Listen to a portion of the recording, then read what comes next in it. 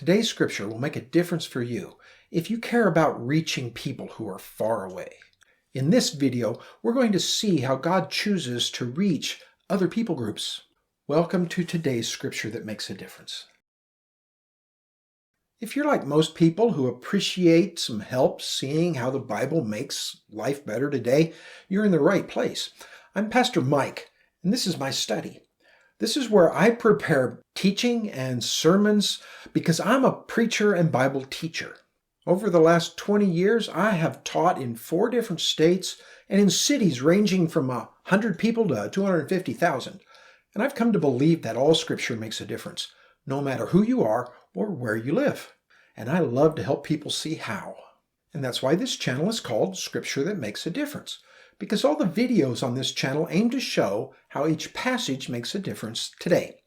Now, if this is your first time here, you can learn more about the channel in the description below. And if you find you like hearing how specific passages make a difference in your life today, just click the subscribe button and you'll get more. And if you want to, you can pause the video now and read the passage before I continue just by clicking the link in the description below to Romans 10:14 through 17. In the Great Commission, Jesus said that the church has the calling to reach the whole world. And to many, that's a very daunting task. Most people don't even think about reaching the people on the other side of the street, much less reaching someone on the other side of the planet. So how do we do this? Fortunately, we don't have to do it alone.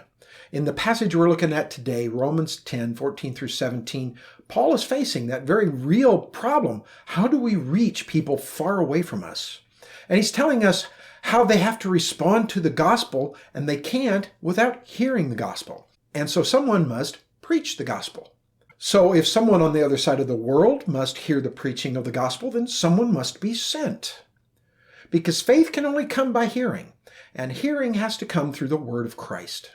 And so there's several possibilities of applying this passage in our lives today. The first application is to continue praying, but in this case, praying for more missionaries to be sent. In Luke chapter 10, verse 2, Jesus calls his people to call for workers in the harvest, to pray to the Lord of the harvest, to send workers into the harvest, to gather up the people that God is calling into his kingdom.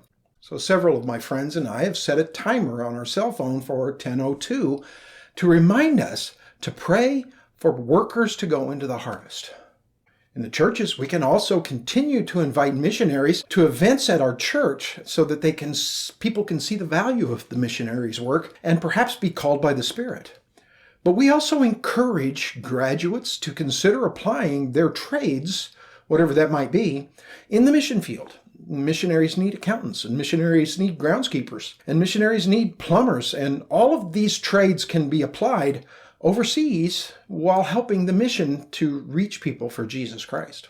Because you see, people are limited in time and space. One person can't reach the whole world, but the church is universal. The church is anywhere where 2 believers get together.